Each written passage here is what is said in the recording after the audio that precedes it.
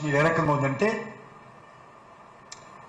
గత సంవత్సరం 2023 నేను టూరిజం మినిస్టర్ స్వాతంత్రం వచ్చిన తర్వాత ఎన్నడూ రానటువంటి టూరిస్టులు ఒక్క సంవత్సరంలోనే 2 కోట్ల మంది టూరిస్టులు వచ్చారు. నేను టూరిజం మినిస్టర్ ఫోన్ చేస్తున్నాను తెలిసినటువంటి వాళ్ళు, మేము శ్రీనగర్కి వెళ్తున్నాము, హోటల్ రూమ్ దొరకదు, పెద్ద పెద్దోళ్ళు, అంత డిమాండ్ ఉంది. G20 మీటింగ్స్ 40 సంవత్సరాల తర్వాత ఒక ఇంటర్నేషనల్ మీటింగు శ్రీనగర్లో ఏర్పాటు చేయడం జరిగింది. దానికి మన చిరంజీవి కొడుకు సినిమా యాక్టర్ రామ్ చరణ్ ఉన్నాడు.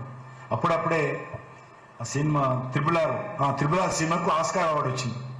కాబట్టి ఇంటర్నేషనల్ కాన్ఫరెన్స్ కాబట్టి ఆయన కూడా పిలిచాం. ఫిలిం టూరిజం మీద కూడా ఒక సెషన్ ఉండింది G20 కల్చర్ మా టూరిజం మినిస్ట్రీ కాన్ఫరెన్స్, దానికి అతను కూడా పిలిచాం. అద్భుతంగా G20 సమావేశాలు జరగడం కానీ, ఈరోజు మన దేశాన్ని కానీ ఫారెన్ కానీ అనేక మంది టూరిస్టులు రావడం కానీ, ఎక్కడైతే లాల్ చౌక్లో మా మనోహర్ గారు తెలుసు ఒక జాతీయ జెండా ఎగరవేయడం కోసము మా పార్టీ అధ్యక్షుడు మురళీ మనోహర్ జోషి గారు లాల్ చౌక్లో డిమాండ్ ఏంటంటే అక్కడ నేషనల్ ఫ్లాగ్ ఎగరేయాలి.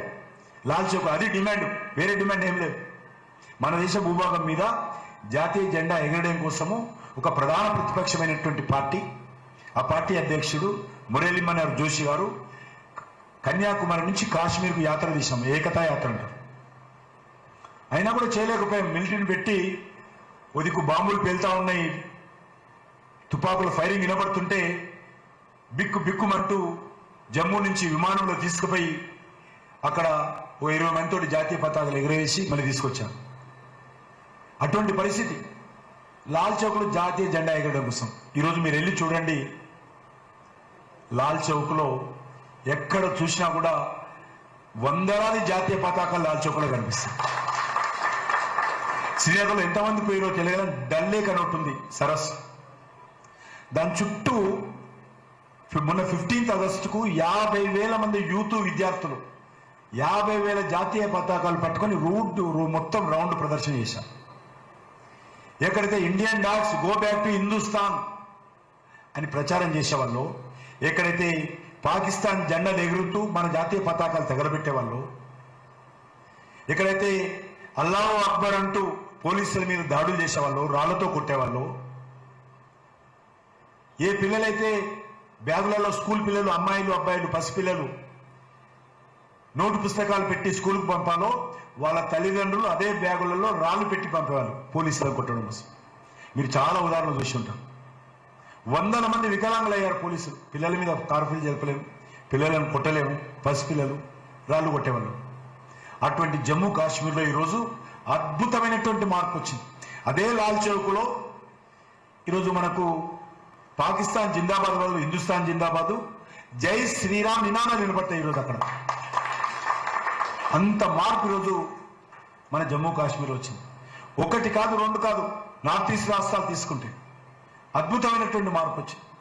ఇన్సర్జెన్సీ గ్రూపులు 20 రోజులు 30 రోజులు 40 రోజులు 2 నెలలు మొత్తం రాళ్ళు గుట్టలను కొలగొట్టి రోడ్లు బ్లాక్ చేసేవారు.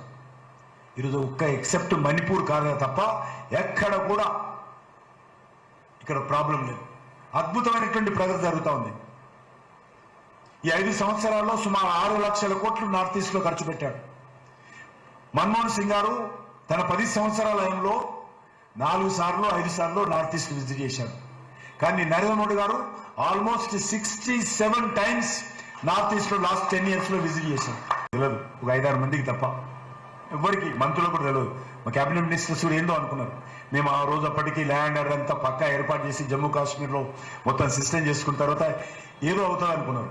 కానీ ఆర్టికల్ 370 సాహసం చేసి తీయడం జరిగింది. మంచి ఫలితాలు వస్తా ఉన్నాయి జమ్మూ కాశ్మీర్లో, అద్భుతమైనటువంటి ఫలితాలు. 35 సంవత్సరాల తర్వాత స్థానిక సంస్థల ఎన్నికలు నిర్వహించాం.